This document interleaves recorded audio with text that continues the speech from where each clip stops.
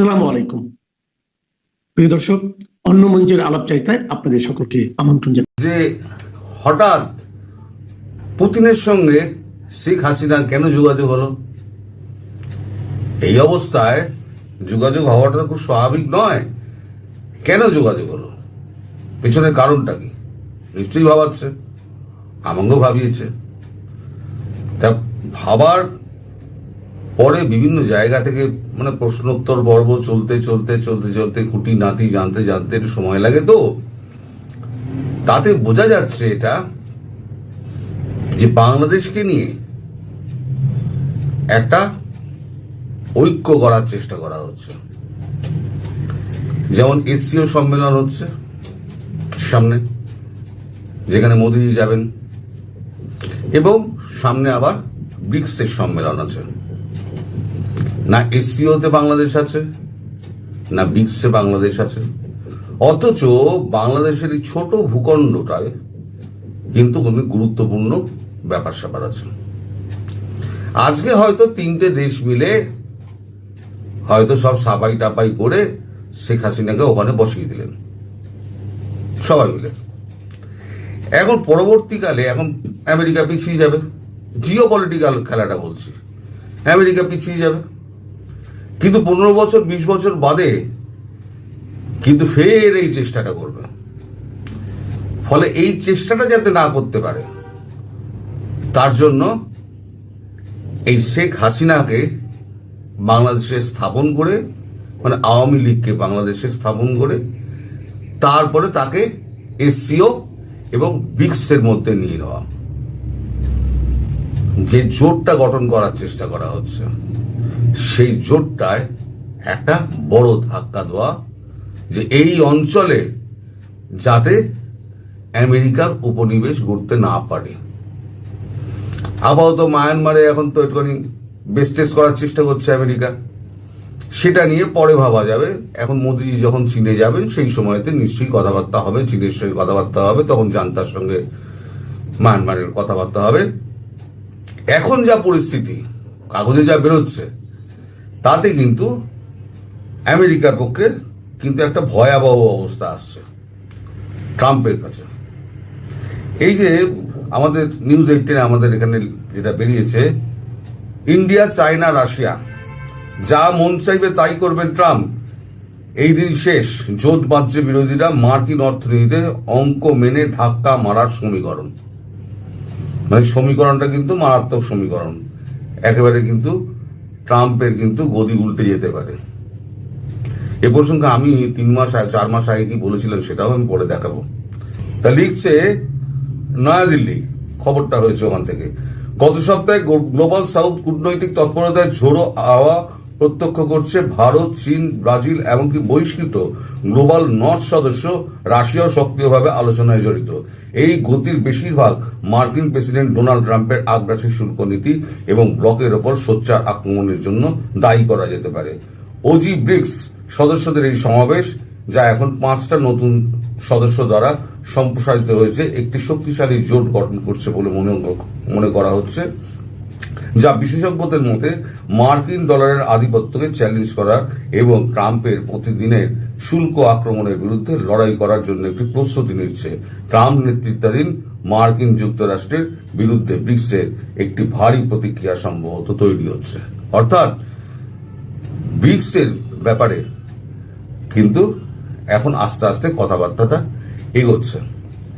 এখন চীনের সঙ্গে তো আমাদের তো খুব বৈরিতার সম্পর্ক ছিল। শেখ হাসিনার প্রসঙ্গে আবার আসছে, কেন শেখ হাসিনাকে প্রয়োজন।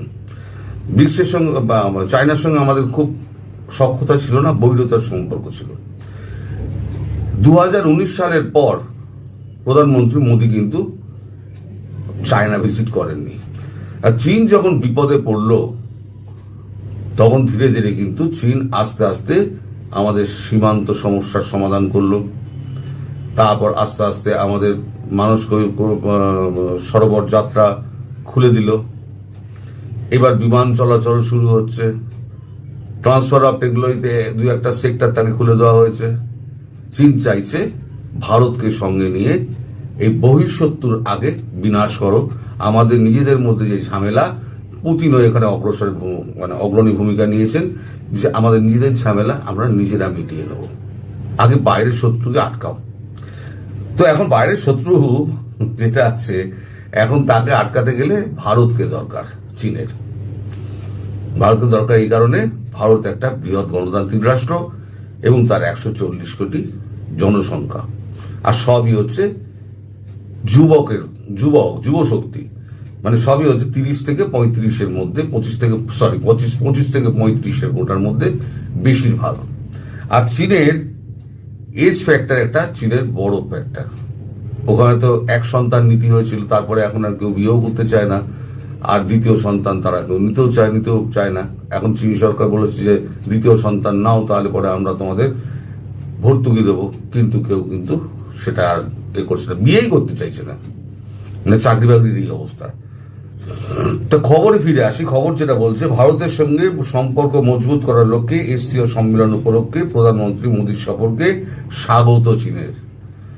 মানে বেজিং এখন এমন মানে উৎসাহী হয়ে উঠেছে, পারলে এখানে এসে ড্রাগন নাচ নাচিয়ে নাচিয়ে মোদীজিকে নিয়ে যাবে, মানে প্যাচে পড়লে সব গাছে ওঠে। তো যাই হোক, এটা খবরটা নিউ দিল্লি থেকে হয়েছে, খবরটা করেছে এবিপি আনন্দ।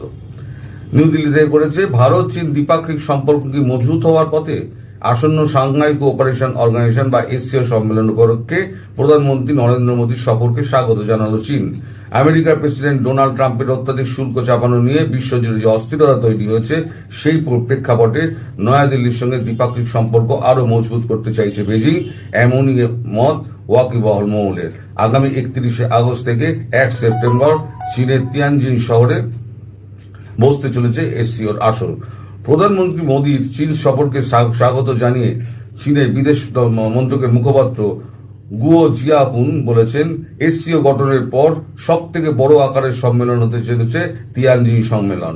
তার কথায় আমরা বিশ্বাস করি যে সকল পক্ষের সম্মিলিত প্রচেষ্টায় তিয়ানজিন শীর্ষ সম্মেলন হবে সংহতি, বন্ধুত্ব এবং ফলপ্রসূ ফলাফলের সমাবেশ, এবং এসসিও উচ্চমানের উন্নতি একটি নতুন পর্যায়ে প্রবেশ করবে, যার মধ্যে বৃহত্তর সংহতি, সমন্বয়, গতিশীলতা এবং উৎপাদনশীলতা থাকবে।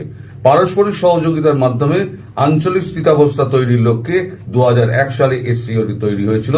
এই ব্লকে এই মুহূর্তে 10টি সদস্যভুক্ত দেশ রয়েছে, যার মধ্যে রয়েছে, ভালো করে শুনবেন, বেলারুশ, চীন, Bharat, Iran, Kazakhstan, Kyrgyzstan, Pakistan, Russia, Tajikistan এবং উজবেকিস্তান। তিয়ানজিনের এই মিটিংয়ে এই 10 জন সদস্য রাষ্ট্রপ্রধানরা যোগ দেবেন। এখানে কিন্তু বাংলাদেশের নাম নেই। এখন এই যে বাংলাদেশ, কোনো জায়গাতেই বাংলাদেশ নেই, তাতে কি হচ্ছে? তাতে কি একটা শূন্যতার সৃষ্টি হচ্ছে, যে একটা ভূখণ্ডকে ছেড়ে দিয়ে আমরা বাকি সব করে নিয়েছি। একটা ছোট ভূখণ্ড, তাকে আমরা পাত্তা দিইনি, কিন্তু সেটা যে জিওপলিটিক্যালি এত ইম্পর্টেন্ট, সেটা আগে থেকে চিন্তা করা হয়নি। এখন সেই চিন্তাটা মাথায় এসছে। ফলে এই যে আমাদের ব্রিক্সের যে সম্মেলনটা হবে, ব্রিক্সের সম্মেলনটা, এটা তো এসসিও সম্মেলনটা তো বিরাট করে হচ্ছেই, আপনারা শুনতেই পেলেন যে খবরে যেটা বেরিয়েছে, সেখানে মানে প্রচুর দেশকে নিয়ে আসা হচ্ছে, এবং ব্রিক্সের যে সম্মেলনটা হবে, সেই সম্মেলনটা নিয়ে মোদিজি কথা বলবেন চীনের প্রেসিডেন্ট শি জিনপিং এর সঙ্গে, এবং শি জিনপিং এর সঙ্গে যখন কথা বলবেন, তখন নিশ্চয়ই বাংলাদেশ প্রসঙ্গটাও আসবে। যদিও জয়শঙ্করজি চীন যাচ্ছেন, আমার মনে হয় জয়শঙ্করজি না গেলেও হয়তো মানে শি জিনপিং হয়তো শেখ হাসিনার সঙ্গে কথা বলবেন না। যখন মোদিজি উপস্থিত থাকবেন এবং জয়শঙ্করজি উপস্থিত থাকবেন, অজিত দোভাল উপস্থিত থাকবেন, সেই সময়তে শি জিনপিং এর সঙ্গে হয়তো শেখ হাসিনার কথাবার্তা হতে পারে।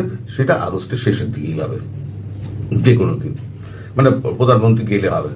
31 থেকে 1 সেপ্টেম্বর এই এসসিও সম্মেলনটা আছে, সেইখানে ব্রিক্সের ব্যাপারে কথাবার্তা হবে। এই ম্যাপটা দেখুন, এই ম্যাপটাতে আছে চায়না ওদিকে, আর তার আশেপাশে আছে ভিয়েতনাম, কম্বোডিয়া, থাইল্যান্ড, তারপরে আপনার ওদিকে আছে তাইওয়ানকে ছেড়ে দিয়েছে, Philippines, Brunei, Malaysia, Singapore, Indonesia.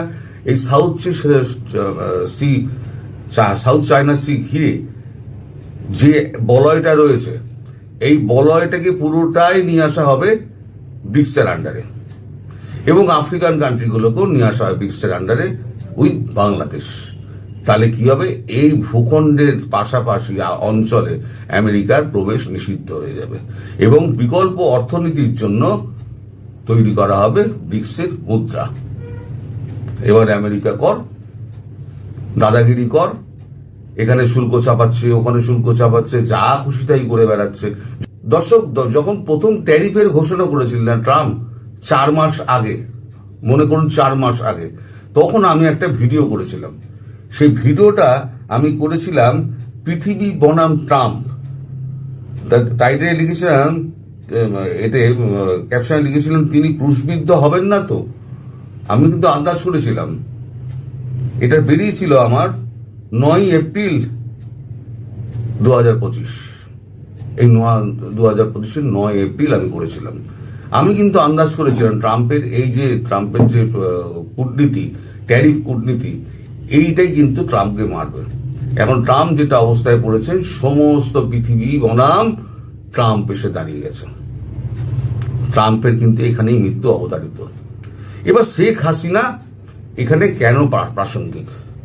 Sheikh Hasina এই কারণে প্রাসঙ্গিক, এখন শেখ হাসিনা ছাড়া বাংলাদেশ একটা আনস্টেবল, এটা প্রমাণিত হয়ে গেছে বিশ্বের কাছে।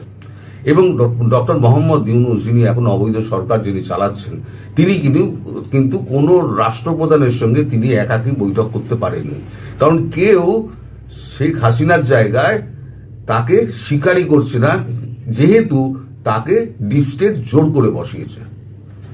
ডিপ স্টেটের যে ইউরোপিয়ান দেশগুলো যেখানে গিয়েছেন, ম্যাক্রো তার সঙ্গে বসেননি, ম্যাক্রোর সঙ্গে সময় চেয়েছিলেন, ম্যাক্রো দেখা করেননি। তার মানে এই মানুষটাকে কোনো দেশই পাত্তা দিচ্ছে না। এখনো সবাই মানছেন যে শেখ হাসিনা হচ্ছেন বৈধ প্রধানমন্ত্রী। অতএব বৈধ প্রধানমন্ত্রী যখন আবার তার আসনে বসবেন, তাহলে বৈধ প্রধানমন্ত্রীর সঙ্গেই আমরা কথা বলবো। এখন বৈধ প্রধানমন্ত্রী যিনি আছেন, তার অনুমতি ছাড়া বাংলাদেশকে তো আর ব্রিক্সের মধ্যে নেওয়া যায় না, এসসিওর মধ্যে নেওয়া যায় না। তাই ঘটনাটা হচ্ছে, তাই পুতিন নিজে উদ্যোগী হয়ে পুতিন ফোন করেছিলেন শেখ হাসিনাকে, এবং শেখ হাসিনার সঙ্গে যে কথাবার্তা হয়েছে, আমি যতটুকু জানতে পেরেছি ততটুকু আপনাদের বলেছি। যা জানতে পারিনি যত বলে তো আপনাদের মানে ধোকা দেওয়া, যেগুলো আমি কখনো করি না। এবারে এটা কিন্তু বুঝে গেছে চীনও, কারণ চীনের বিরাট একটা নিবেশ রয়েছে, রাশিয়ার বিরাট নিবেশ রয়েছে, ভারতেরও বিরাট নিবেশ রয়েছে বাংলাদেশের উপরে। বাংলাদেশেও যদি এখন $9 বিলিয়ন যদি ডুবে যায়, চীন তো পথে বসবে। ফলে চীন চাইছে এই সুযোগে ভারত, পাকিস্তান, রাশিয়া যখন আমার সঙ্গে রয়েছে, তখন একে উৎখাত করো। ফলে এবার যখন মোদীজি যখন যাবেন চীনে, তখন মোদীজির সঙ্গে যাবেন জয়শঙ্করজি এবং অজিত দোভাল। সেই সময়তে শি জিনপিং এর সঙ্গে শেখ হাসিনার আবার কথা হবে বলে সূত্র মারফত জানা গেছে। তাহলে কি হলো, বেজিং এরও সঙ্গে সম্পর্ক ঠিক হয়ে গেল শেখ হাসিনার, যে সম্পর্কটা তলাতে দেখেছিল। রাশিয়ার সঙ্গে সম্পর্ক ঠিক হয়ে গেল, ভারতের সঙ্গে সম্পর্ক তো ঠিকই আছে। এইবারে ব্রিক্সে আরো 40টা দেশকে নিয়ে আসা হবে। যে ভারত যখন বারবারই যখন প্রধানমন্ত্রী মোদী বলছেন যে এই যে গ্লোবাল সাউথ যারা রয়েছে, তাদের কণ্ঠস্বর হয়ে উঠবে ভারত। এই যে সমস্ত দেশগুলোকে নিয়ে আসা হবে, তার মধ্যে এই বাংলাদেশকে ঢুকিয়ে তাকে আরো শক্তিশালী করে দেওয়া। এইবারে যদি ভবিষ্যতে যদি 15 বছর বাদেও মনে করে, কিন্তু 15 বছর বাদেও কিন্তু মানে বাংলাদেশ কিন্তু কোনোভাবেই কারোর হাতে গিয়ে পড়বে না। কারণ এখানে যে একটা অক্ষ তৈরি হচ্ছে, এই অক্ষটার মধ্যে কিন্তু বাইরের কোনো দেশ ঢুকতে পারবে না। তার জন্যই শেখ হাসিনাকে প্রয়োজন, আওয়ামী লীগকে প্রয়োজন। তাই 3টে দেশ মিলে ঠিক করেছে, সবাই মিলে আওয়ামী লীগকে এবং শেখ হাসিনাকে ওইখানে বসিয়ে দিয়ে